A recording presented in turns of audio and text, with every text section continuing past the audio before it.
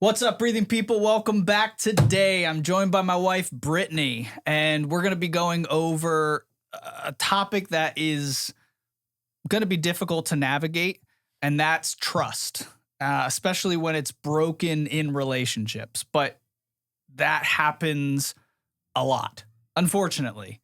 And some of that's humanity.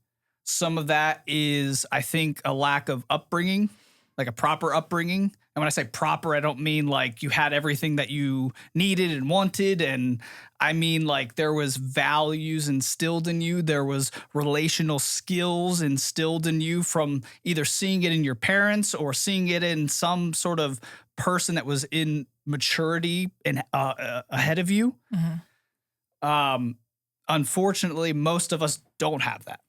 So trust is going to be broken in relationships, and we need to know how to navigate it when it happens. Mm-hmm. So Brittany is going to ask the questions, and then we're going to talk about it.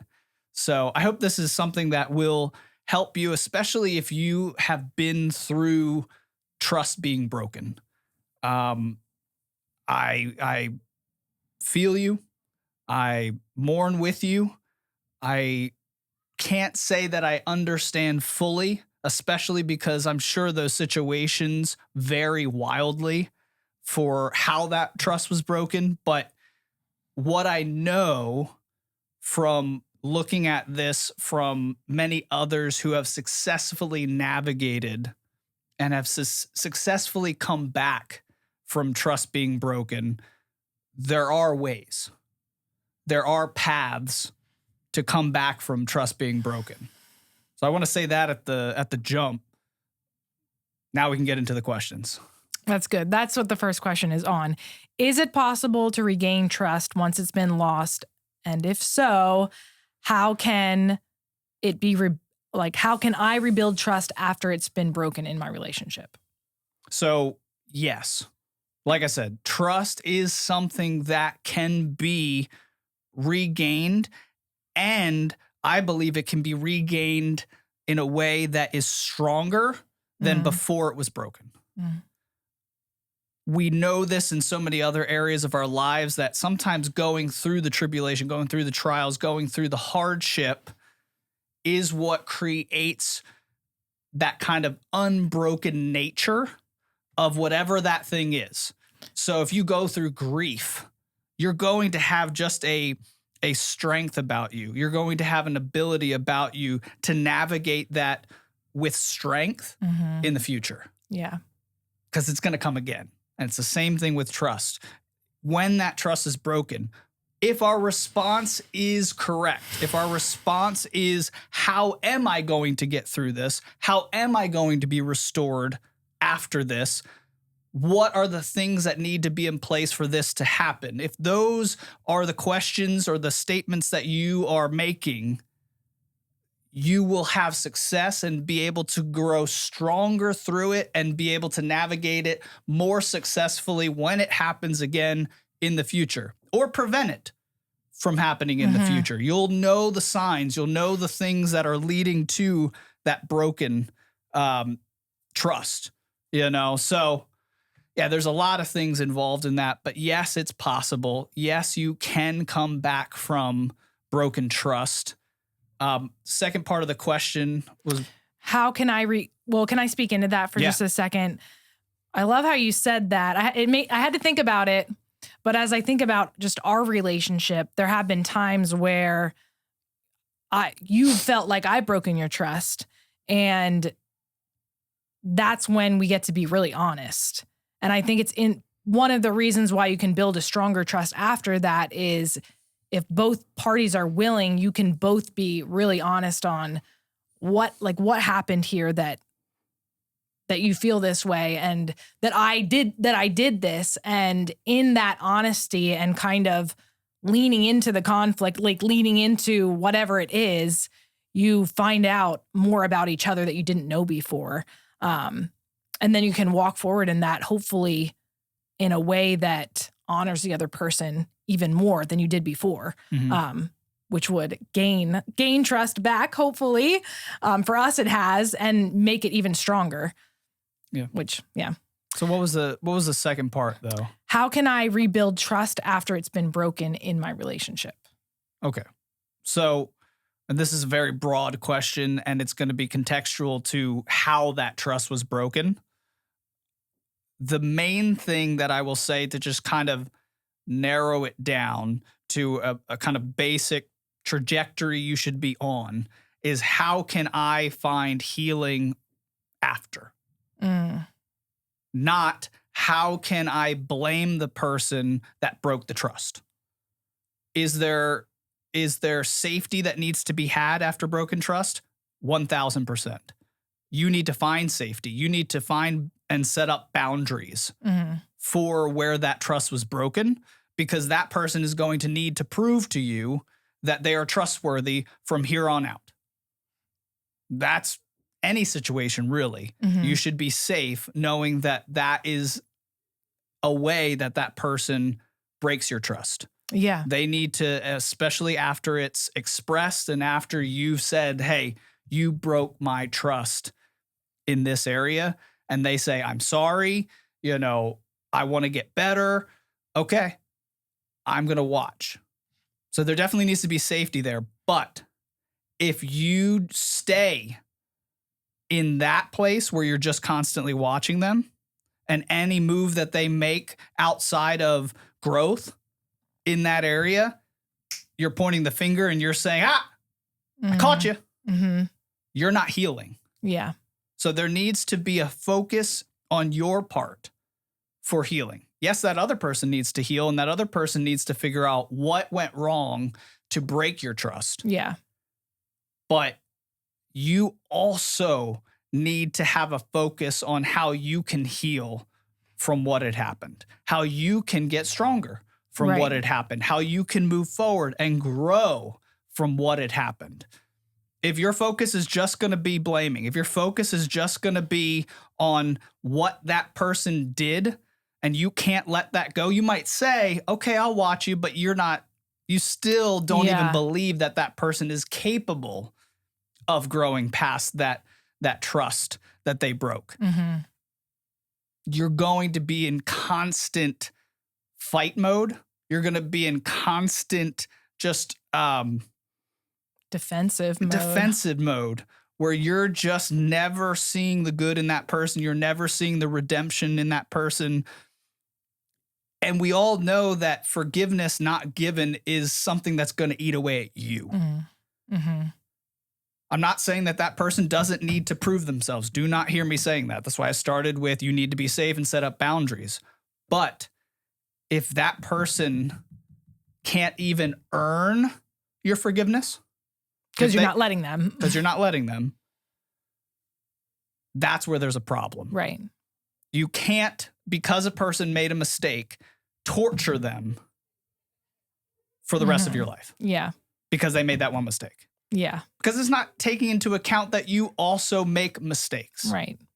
So you have to be willing to want to rebuild the relationship. The question is, how can I rebuild trust? You have to be willing to allow it to be rebuilt. Yeah. That's the major focus. And by focusing on how you can grow and how you can heal after is how you will allow trust to be rebuilt. Yeah. You have to focus on how you're going to grow and how you're going to heal past this situation. Right. You cannot focus on that other person. You need to keep them accountable. You need to stay on them and say, I need to be seeing growth in you. I need to be seeing healing in you to mend that trust that was broken. Right. But I'm going to focus on me because I don't want to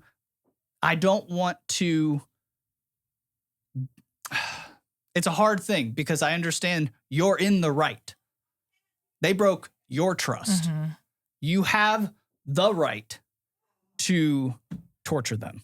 You have the right to stay on them and watch every one of their moves and I get it. Even though they could probably do the same for you in certain areas. Yeah. But we don't think that after trust is broken. We really only are thinking about the trust that was broken. Yeah. And it's hard to realize that there is other elements outside of that one area in which trust was broken. Right. And I get it. If it's something that is to the extent of, adultery, where someone broke vows, marriage vows, that's going to be a long journey. That's going to be a long road of healing. I understand that. But healing is the only way. Right. Healing is the only way back. And if you don't want to get back, get out. Separation might be, we've talked about this with so many other areas of relationships. Separation might be the best thing, especially if you have kids, especially if you're just in a situation where, you can't contain your anger. You can't contain your frustration. If it's toxic, yeah. Right. And you're starting to be toxic in that relationship. Separation is probably the healthiest thing that you could do. Because that's part of the healing process on your part. Yeah. Like you have to get to a point where you're somewhat healed. Yeah. And can forgive that person to a point. And then that's when the rebuilding can happen. Yeah. But if you're unwilling to forgive them and you're unwilling to get yourself help so you can heal, you can't start a rebuilding trust when you haven't forgiven and you're still very hurt.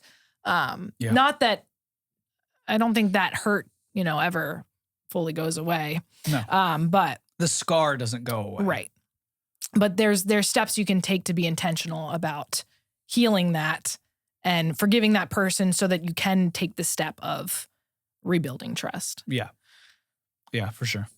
So what are some signs that trust issues are affecting my relationship? Trust issues are affecting my relationship. So you're saying that, are you kind of referring to that toxicity that we're talking about? No, this is more of like a general question. Okay. I think people want to know, what are the signs that trust issues are affecting my relationship? So I think it could be either on their part, like, I want to know, do I have trust issues? Oh, I got you. Or, okay. Maybe the other person is having trust issues that you're in a relationship with. They don't trust you. What are some signs that that's affecting your relationship? Oh, okay. Yeah, I think one thing that is always helpful is to look back at your family. The first thing that you should do when you're entering a new relationship is to know how your family of origin, the family you grew up in, is going to affect your relationship with that person. You got to speak into that. And so the best way to do that is to look and see how your parents or your mom and stepdad or your stepdad and mom, or however the relationship was in your household, or just your mom and boyfriends, or whatever the dynamic was, see how the relationships kind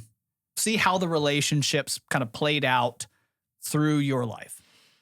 And this could go to if you're, a foster child. This would go if you're adopted. It really doesn't matter.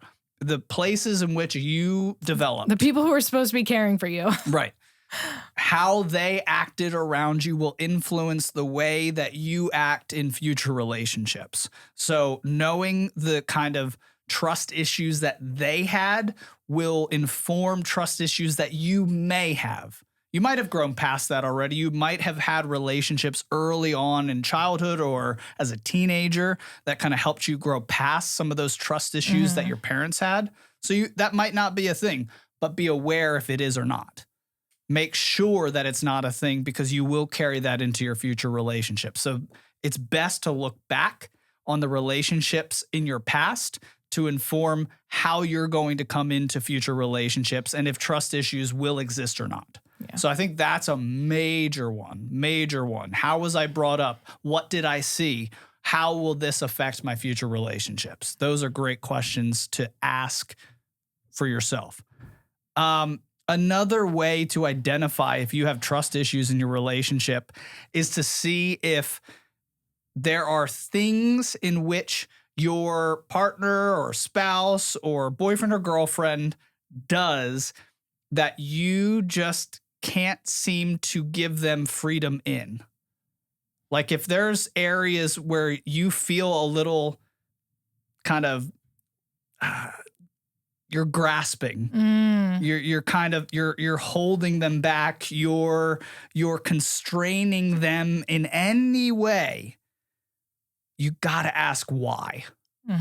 What is it about them doing this thing or them going to this place or them talking to this person or whatever the dynamic is? Whenever you feel like you can't give freedom to them in that area, that's a trust issue. That's all it is, because trust is like freedom is the ultimate expression of trust in a person. Yeah. If I trust you, you can be free. Yeah. That's with good. me. You know, you'll have complete freedom to say what you want to say. You'll have complete freedom to do what you want to do. You'll have complete freedom to be who you are in my presence. Yeah. That's trust. Any time that you feel yourself pulling, any time that you feel yourself constraining, that's so true. You got to identify that area and say, why? Yeah. What is it? Is it my family that I grew up in? Was there any issues there that would cause me to be a little cautious, to be a little nervous, to be a little untrusting in this area? What is it? Yeah. Good thing to just help you identify. Yeah. That's good. That takes a lot of hard work too. I just want to say that that's not, it sounds easy, like, oh, okay, just. But it's actually not that hard. We just make a lot of excuses. It's hard sometimes to be that honest with yourself. Yes. That's the hard part. Because we make a lot of excuses. Yeah. Well, and not only for ourselves, but for others too. Right. It's really hard. Like when you were talking about your family of origin, I know for me, I mean, I had a great family, but when you love certain people, it's really hard to want to admit or be honest with a situation or just your past and say, yeah, that person, you know, had really great qualities, but you know, this thing happened once or this thing happened a lot and it wasn't good. Yeah. And like just being honest about that is sometimes really hard to look at it for as it was and accept it. Yeah. Yeah. No, it is very difficult, but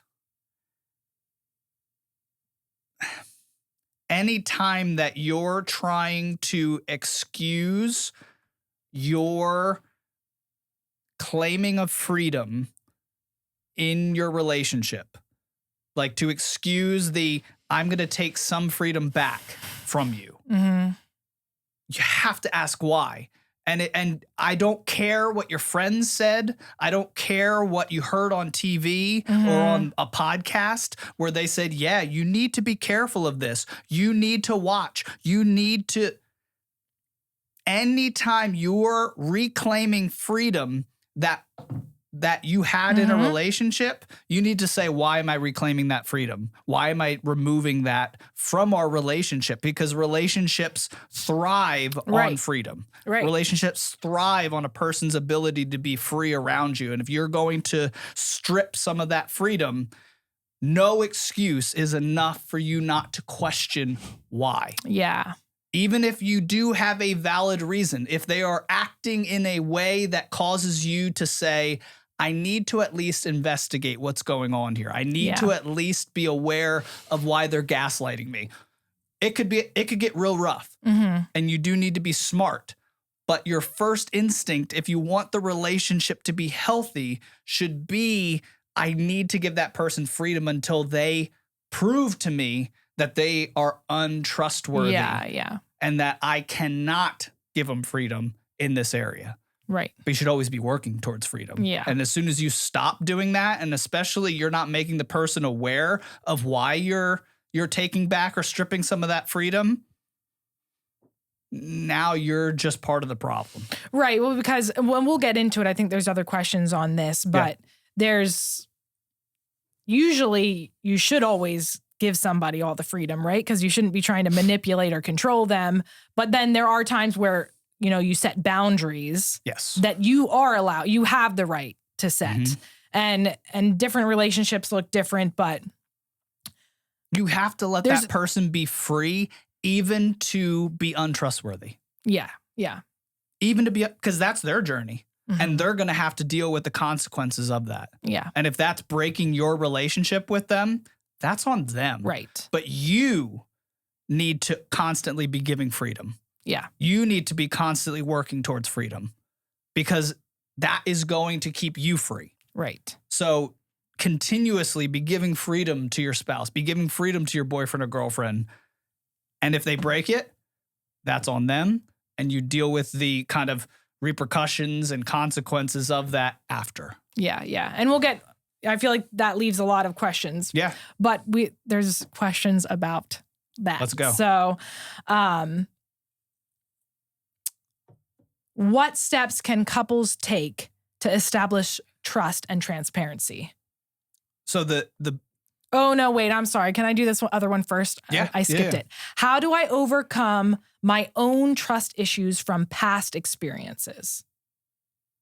How do I overcome my own trust issues from past experiences? I mean, I think we kind of touched on this a little bit. Anything else that you would want to add to that, though?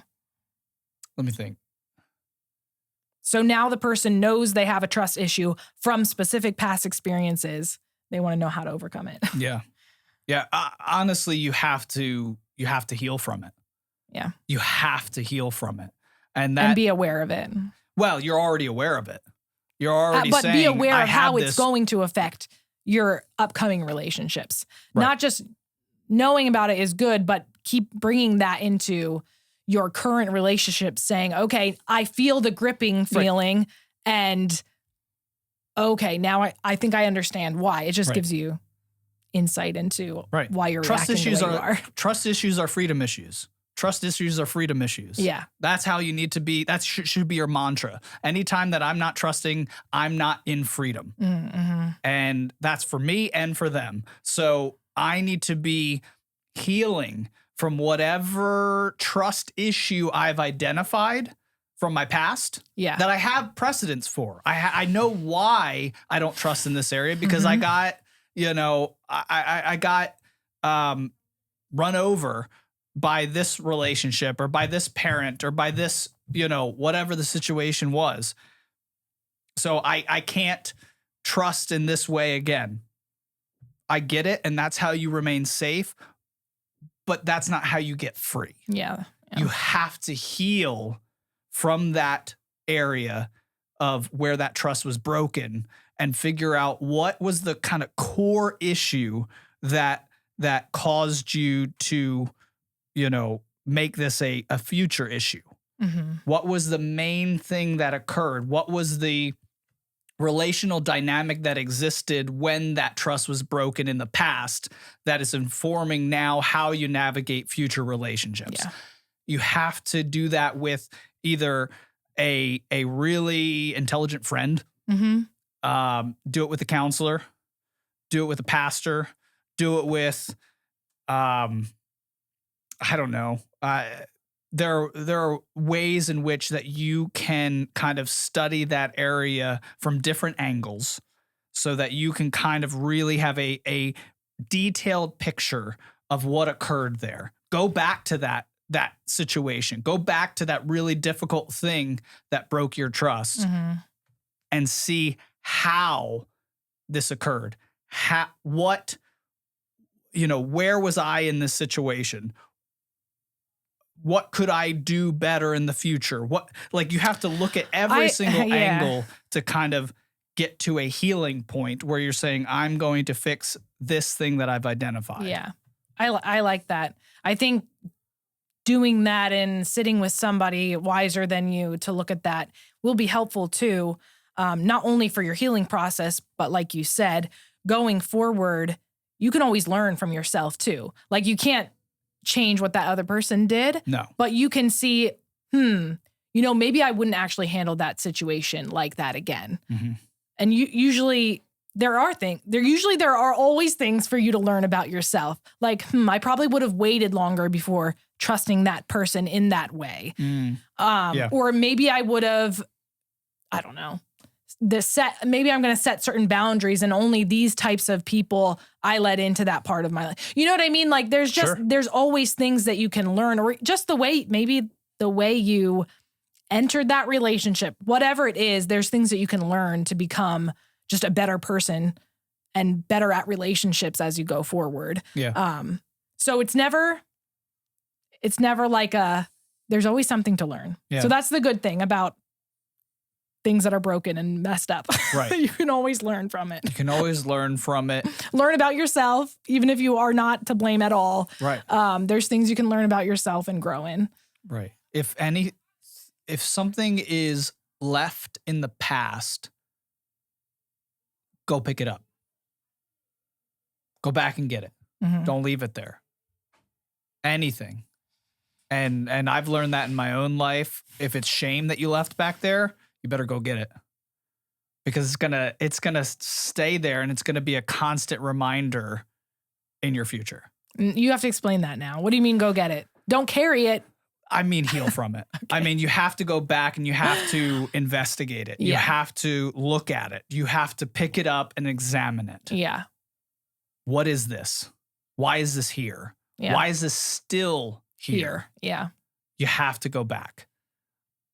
Anything left there, it's not gone. It's still there. You got to go pick it up. Yep. Yeah. That's good. What steps can couples take to establish trust and transparency?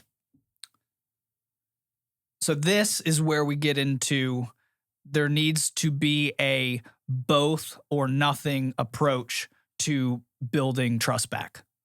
If both are not going to work at building that trust back, you can't do it.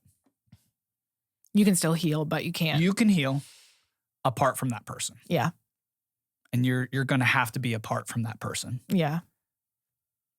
If they want this relationship to stay, though, to heal, to grow, and to grow past the trust that was broken, it has to be done together, where you're both watching each other grow. You're both watching each other heal. You're both watching each other get free more and more and more and more in maybe even areas of the life that you would never have thought were a part of this area of where that trust was broken. Because that's usually what happens, is it's not actually the thing that occurs to break the trust. That's the issue.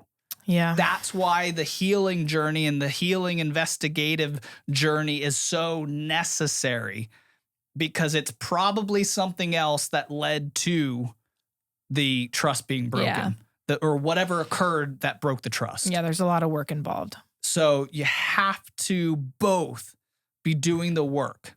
And hey, I get it. If you were the person that was hurt, if you were the person in which trust was broken, give yourself a day. Yeah. Give yourself a day to be angry. Give yourself a day to mourn. Give yourself a day to be pissed off. Give yourself a day to grieve. Give yourself a day to get away. Do it. Yeah. Of course. I don't want to sound calloused, or let me just talk in this aloof way, like go find healing. No. And it's not like you're not going to still be a little angry and hurt as you move forward in this. Or justified in that. Wait, say it again. What do you mean? You can be justified in reminding that person, hey, remember that? That sucked. Still hurts me sometimes when I think about it. There does come a point where you got to stop bringing that up, though. We don't do that in our relationship, and I think it would hurt us if we did.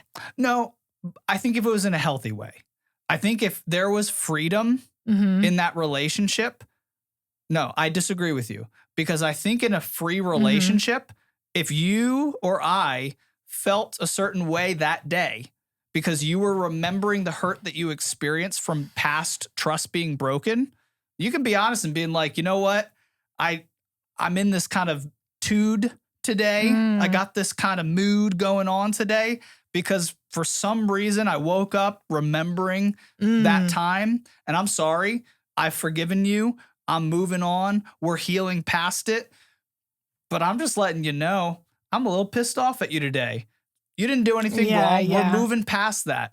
But this is my real feelings today. And I have the freedom now in my Right. relationship to just tell you, I'm feeling a little pissed off at you today. Yeah. That is completely okay. No. I don't know. I know. I'm thinking about this one. Think about it in this way. Because girls specifically, I can be very emotional sometimes. Sure. And that would not be fair for me to just bring those things up. Because it's really my thing that I have to work through. It's not. You've shown no. But wait. You've Okay. shown me that I can trust you. Mhm. And I've forgiven you. Yep. But if I just was like remembering that and being like, I don't know, I wouldn't bring it up. Yeah. I feel like that would be unkind. If you're using it as a weapon. Like if there's actually still some deep-seated hurt that is undealt with. Then it's undealt with. You didn't work through it yet. That's okay. Okay. But that's okay for it still to exist. Like you said, I don't think that ever goes away. I don't think the scar ever goes away. And there's going to be days when that scar gets pinched, where that scar gets, it just gets stabbed. Right. And you're like, ooh, I feel that all over again. Right. I feel the shame. I feel the hurt. I feel the disappointment. I feel the whatever you felt when that trust was broken. I'm feeling it all again. It's okay to be in that place. I'd rather you tell me that that's what you were experiencing with telling me, hey, I'm not putting this on you. Right. But this is where I'm at. I'm being honest with my feelings. All right. No, because we have to live in freedom. Right. Even free to be a little pissed off at each other sometimes. Right. But at least we are coming with You just honesty. be very careful that you're not using it as a weapon. I see that used as a weapon many times. No, if you're trying and to that's get not healthy. if you're trying to get something in the relationship and you're using past hurt or shame or anything. Because that's like guilt tripping. Exactly. No. That's not what I'm talking about. I'm talking about just a real honest. And you know what?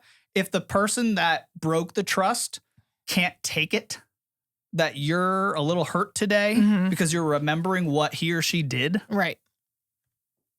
That's unhealth on their part. Right. Because you know what? I can be forgiven of something, like a mistake, and I don't have to live in the shame of it, but I'll never forget the pain I caused. Right. And if that person who is completely free to feel what they feel in my life, and they express to me, I'm feeling a little pissed off today. Yeah. My response, if I was the person that broke the trust, should be, okay. Right. You're allowed to feel that. Right. You are free to feel that. Right. So I think it's completely okay to feel however you feel. Well, that's true. You know, and to express that. But I don't want to harp on this. And I'm not just trying to be like, you're wrong. I'm not doing that. I'm trying to point out a thing that I think a lot of Christians get into, where they feel like after I've forgiven somebody or after I've said to them that I desire to trust them, I can never, ever feel the pain or hurt or shame or grief that I felt when that thing occurred ever again. Right. You're not Christ. You can't cast it as far as the east is from the west, never to be brought up again. You can't do that. Right. So you better get used to being free to be honest about where you're at and to have a relationship that is free to be honest of where we are at any given point or time. Yeah, I don't disagree with you have a right to your feelings and you don't need to be ashamed of those. Intentions matter, like you're saying though. But yeah, we'll let it go. We'll let it go for now. I think it could be you have to be thoughtful too. Yeah. Because I think there's a lot of healing, Right. and I think it could be healing. I think it could be. You just got to be careful. Like if you just bring that up every time, like man, you're gonna be smashing that other person. I don't know. Well, you're gonna just be smashing them. Yeah, you're bringing up a point where if you're bringing it up every time, okay, what is every time? Like what's some people could be some people are more emotional than other people too. Right. So I'm just like, ooh, I don't know. I don't know. So the goal should be distance from, and like it should be the quantity of the time should be decreasing by the distance from the thing that occurred, from the broken trust that occurred. Mm-hmm. That should be the trajectory that you're on. It should be quantity of the times I'm bringing up that I'm pissed off again should decrease as you get further and further away from the thing that occurred. Right.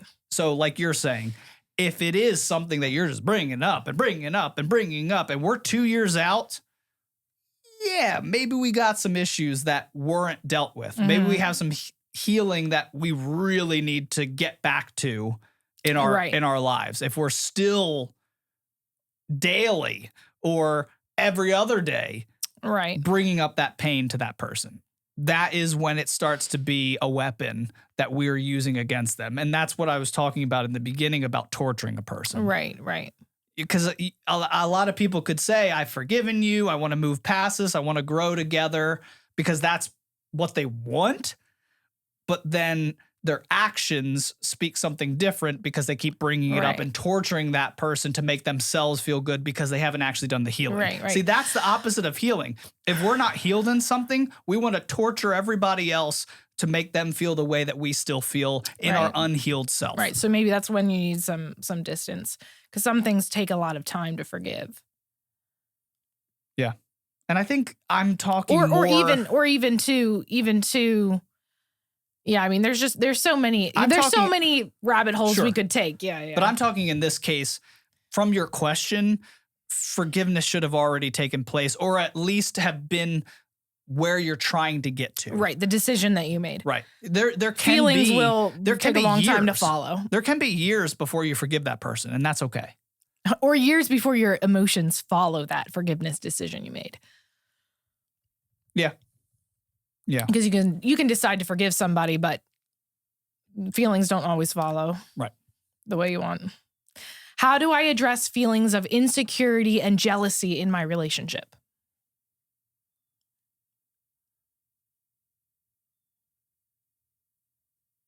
Taking a left turn. I'm sorry. No, it's okay. I'm just like, all right. Insecurity and jealousy in my relationship.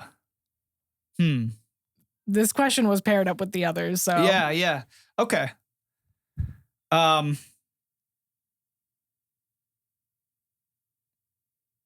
man. That's a doozy. That's a curveball, man. I'm sorry. Bro, I'm on like the trust train right now, and then insecurity and jealousy. They're not dissimilar, but they are different in a different part of the field. We can come back to this question. So how do I, you said, how do I discern? How do I address feelings of insecurity and jealousy in my relationship?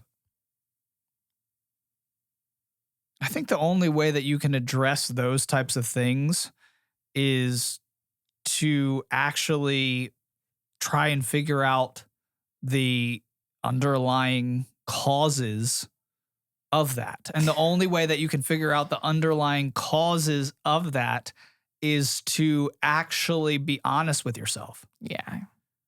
And like we said with, even with trust, we can make a lot of excuses for why we can't trust somebody to get past being honest that we don't.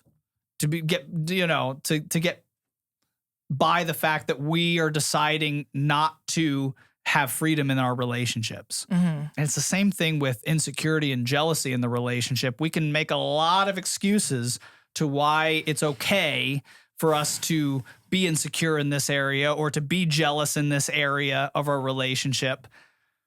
but it's going to, again, strip freedom from the relationship. It makes me think of what you were saying earlier of how whenever you feel like you need to take some of the other person's freedom, and I think we do have a tendency to want to take freedom away from in a relationship when we're insecure because we're trying to protect ourselves, or we're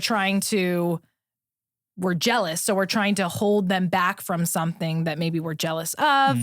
And so I think maybe it does come back to a trust issue. It could be where because of your insecurity, you have a tendency to grab and take freedoms away from that person. But it's just a matter of being honest as you can with yourself. Yeah. And we do have a podcast on overcoming insecurity, jealousy, and something else. Yeah. In one of our past episodes. So go to that one. Okay. Yeah. I've watch that one. thought that one a little more through. Okay. This one has trust again. What boundaries can we set to rebuild trust and maintain it? So what boundaries can we set to rebuild trust and maintain it? Yeah, I think there's a couple different ones. There's very relational boundaries, and then there's very practical boundaries. So the relational boundaries would be something that we set up together that are communicated between each other of what we need to see or how we need to act in certain situations or with each other that, we just have to have happen to maintain the current level of trust because it was broken and our default is going to be not trusting. So there needs to be a little bit of extra on the person that broke the trust to basically deliver that relational boundary, making sure that is adhered to as much as possible. So an example of this, I'm trying to think of,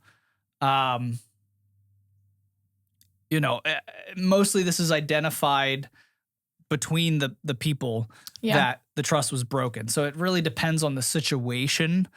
We'll just use us for an example. For things, in the past, an issue had been work kind of getting in the way of our relationship.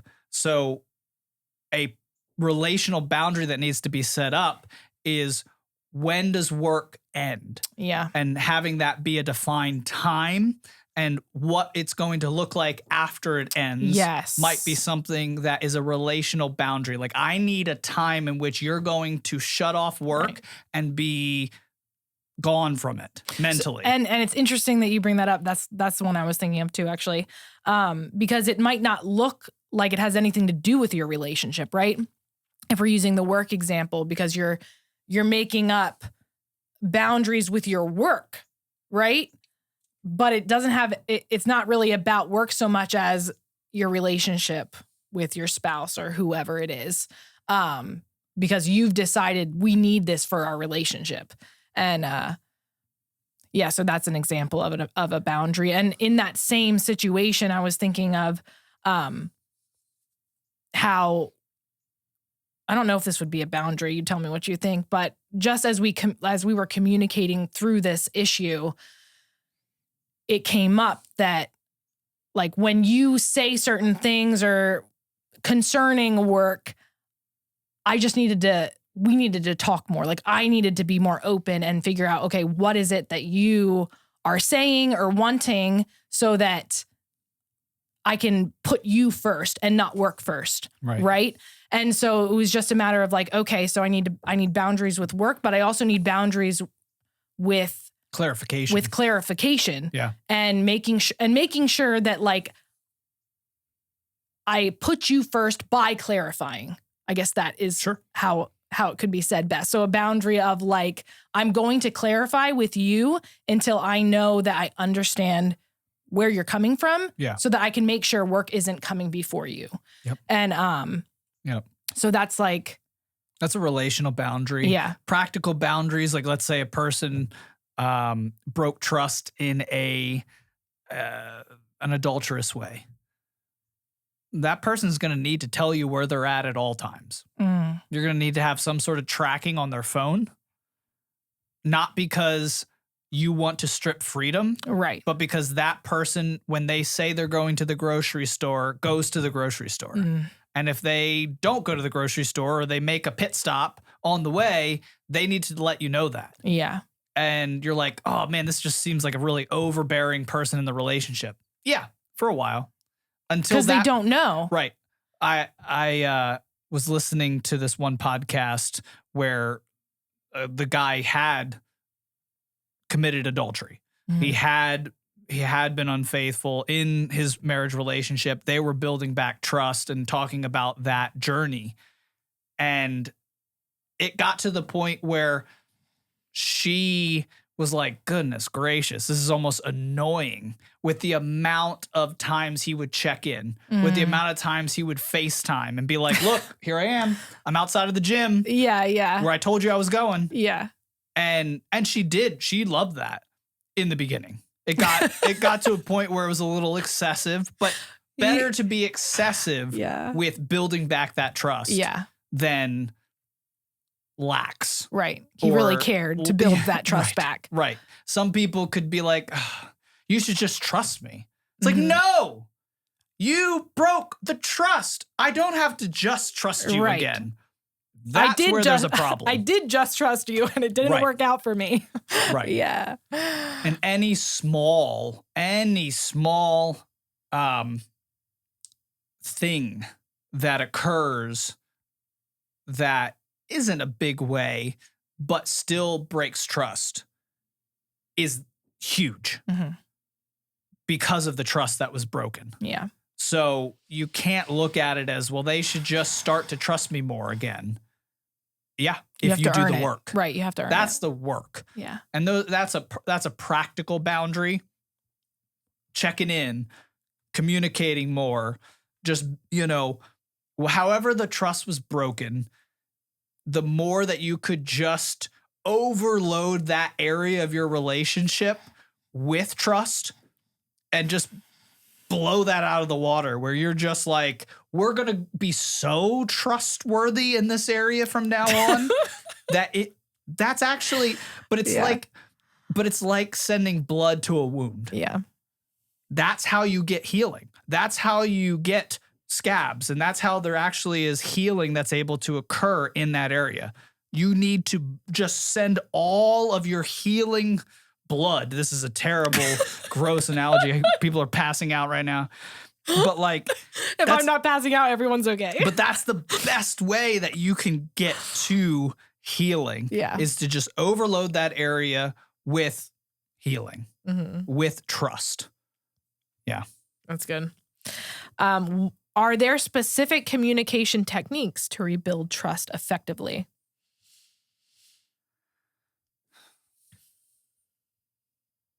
Probably an actual sit down with the person that you're in relationship with, designating times in which you will talk about that thing.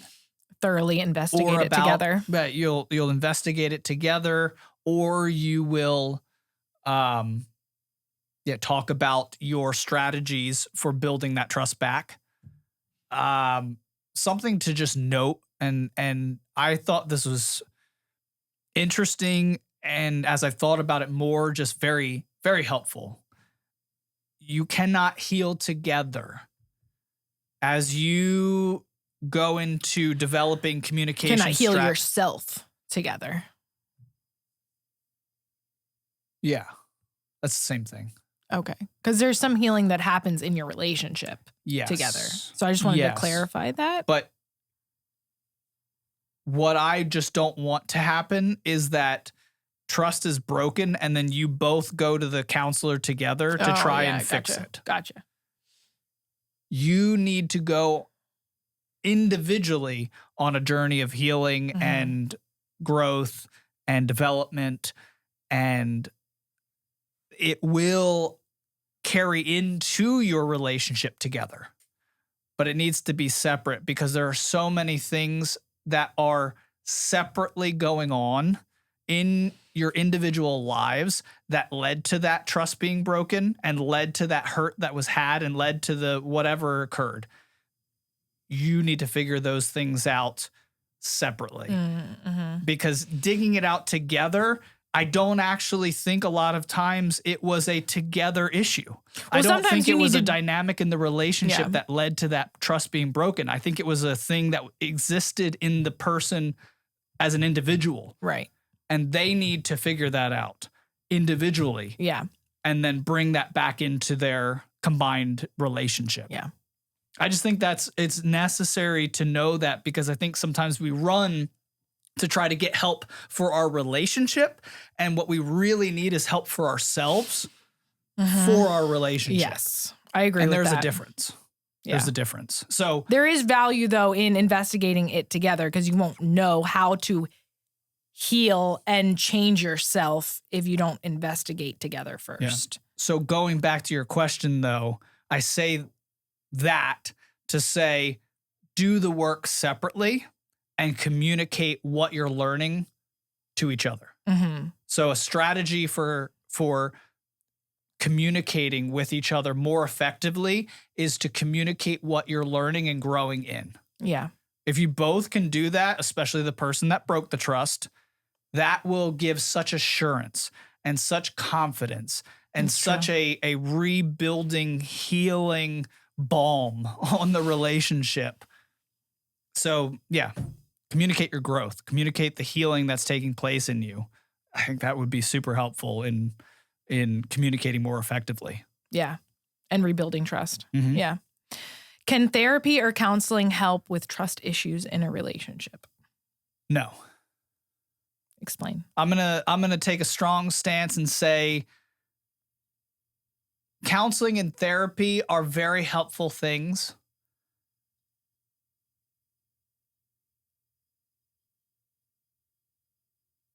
If you're looking, man, it's hard because I think they're great tools. So you just mentioned counseling in your last. I did. The reason I don't want to send people to counselors without a decision being made in themselves personally that they're going to do work. So what you're actually Counseling saying and therapy is that a waste of time if you haven't already decided to do work on yourself. Yeah. Because therapy and counseling is very helpful, but it's not magic. It's not going to fix you. You have to be willing to fix yourself, and they're going to guide you. It can be detrimental if you haven't decided to grow. Yeah. They're like a guide, but you have to be willing to be guided. Because sometimes if you haven't, the only reason I'm saying it is because I think if you haven't decided to grow, if you haven't decided to do work to fix that area of your life or to attack that area that you know you need healing in, counseling is just going to be this merry-go-round of emotions, and sometimes just cycling your emotions can be unhealthy. And cycling through those things without a purposed kind of trajectory that you've already decided before you've gone to counseling or therapy, it can be not good. Gotcha. So counseling and therapy, great. Make a decision first that you're going to put in work and that you have a trajectory in mind. Like, I want to heal from this broken trust, or I want to become a person that can be trusted in the future if I broke trust. You have to go into it with that intention in mind. Yeah. How can I be trusting and keep myself safe? Okay, sorry. How can I be trusting and keep myself safe? I get this question. Do you get it? I get it. Okay. I get it. So I think this is a really good question too, actually. It is very good. It's very good because it's that balance. It's that balancing act that we all have to perform in relationships where, and I think this comes the deeper we get in relationship with somebody, we know the areas in which they struggle.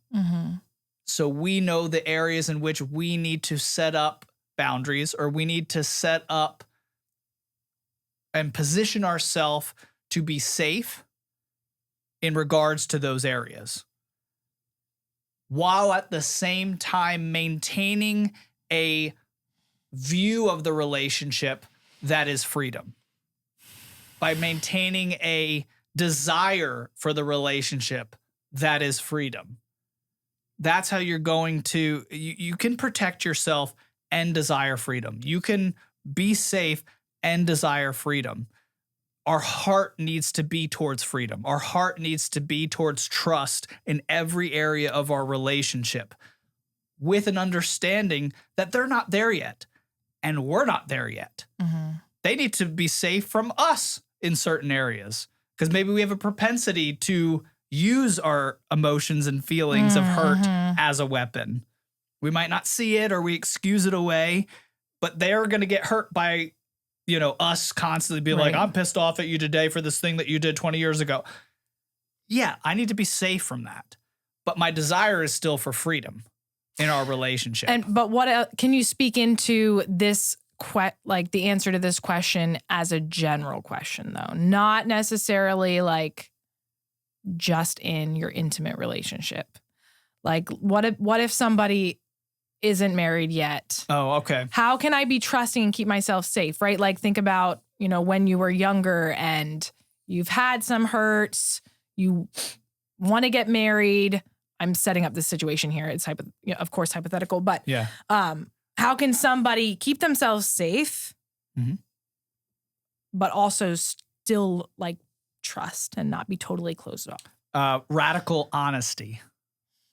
I think the only thing that you can do that will propel that relationship into a category where you can both be safe and trusting is to be as honest as possible, as early as possible in that relationship, because that will reveal a lot of things. It will move the relationship in ways in which you will be able to see if it's moving towards an unsafe place or if it's moving towards a safe place. Mm-hmm. And that can allow you to build trust with the person that you are trying to build a relationship with. So you being as honest as early as possible about your intentions, about your feelings towards things, about things that, you struggle with trusting in. Yeah. Put that out there to that person. The faster that they can be aware that you have that trust issue, and they can either quell that it's going to be an issue in this relationship or not, the faster you'll be able to grow in your trust of that person. That's the only way that I think you could really balance those two well early on in a relationship, if that's the kind of relationship we're going to look at. Yeah. I mean, I think that is good, especially if you are looking for like a marriage partner. But I think overall in general, it's good to learn from the past, like we were talking about before. And then as you walk forward in relationships and just in general relationships, being honest, but then seeing, like you said, what people do with that. And because you think there's so many different levels of relationships in every person's life. And I think that will help in any relationship. Being honest. As honest as possible. Right. I agree. Just not like sharing your deepest, darkest secrets, right? Like no, just being honest, right? Like just about general things. Yeah. And then just seeing how they react and seeing, is this somebody that's trustworthy? In time, you start to learn who is trustworthy and who is not. And that's how you figure out, okay, this is the type of person that I can become really good friends with. And I think now I can trust them with deeper things that I wouldn't just tell like a acquaintance friend, right? Right. And that goes, and then even deeper with like your spouse or who you think you might marry. You have these levels of, okay, they were trustworthy with this little thing. They were trustworthy with this little thing. And it builds until you're like, okay, I can trust them with bigger things. Yeah. And that seems like common sense to some of us, but I don't think it is for a lot of people who've grown up in a childhood where they've had trust broken all the time and they haven't been respected as a person. And so that disrespect, it feels almost normal, unfortunately. Yeah.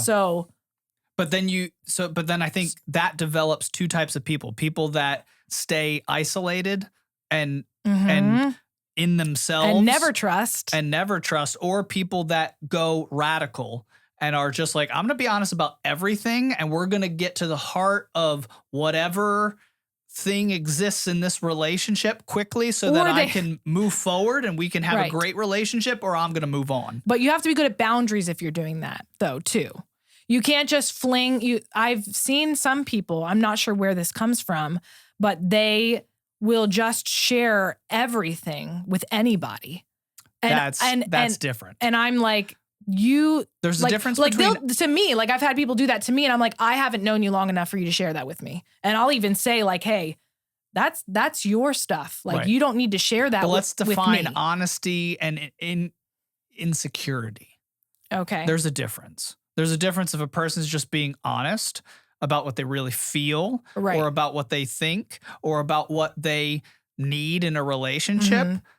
And then people that are just sharing every detail about their lives because they're insecure. Where do you think that comes from? Insecurity? Of course. Yeah. Hey, let me just tell you all of the things that'll make you feel a certain way about me.